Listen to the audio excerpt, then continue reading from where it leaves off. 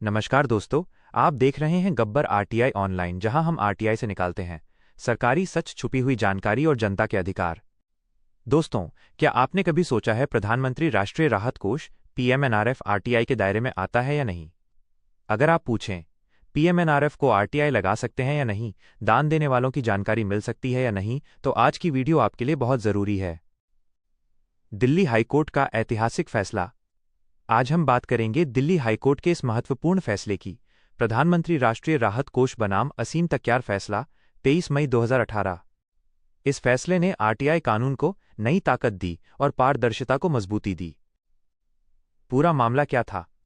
दोस्तों, साल 2011 में असीम तक्यार नाम के नागरिक ने पीएमओ में आरटीआई लगाई।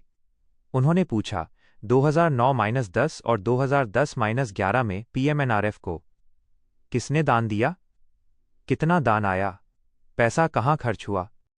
लेकिन सीपीआईओ ने पूरी जानकारी देने से मना कर दिया और कहा, यह निजी जानकारी है। आरटीआई की धारा 8(1)(j। अपील का सफर। पहली अपील, कोई संतोषजनक जवाब नहीं मिला। दूसरी अपील, केंद्रीय सूचना आयोग सीआईसी पहुंची।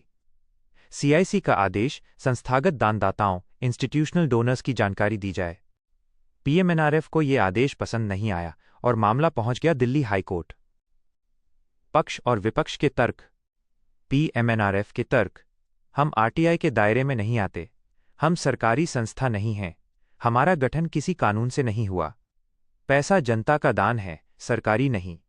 सीएजी ऑडिट नहीं होता और संसद में सवाल नहीं पूछे जा सकते। दानदाताओं की जानकारी देना निजता और विश्वास का उल्लंघन है।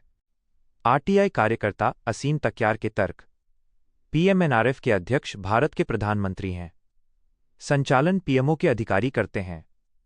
पैसा जनता की भलाई में खर्च होता है। प्राकृतिक आपदा में राहत देना एक पब्लिक फंक्शन है। जब काम जनता का है तो जानकारी भी जनता की होनी चाहिए। हाईकोर्ट का ऐतिहासिक फैसला। दिल्ली हाईकोर्ट ने साफ शब्दों में कहा, पीएमएनआरएफ एक पब्लिक अथॉरिटी है, आरटीआई एक्ट की धारा 2(h) के अंतर्गत।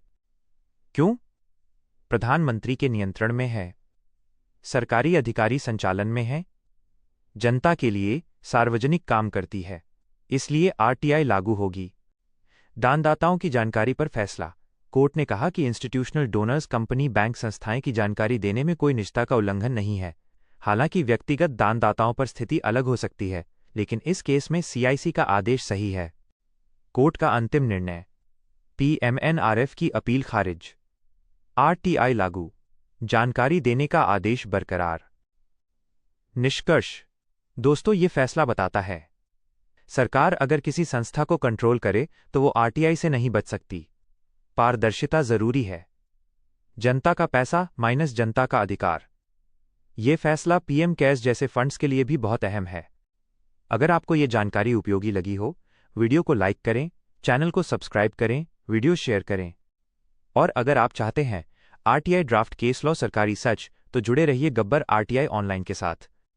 जय हिंद, आरटीआई जिंदाबाद। क्या आप चाहते हैं कि मैं इस फैसले की पीडीएफ कॉपी खोजने में आपकी मदद करूं या किसी अन्य आरटीआई केस की जानकारी दूं?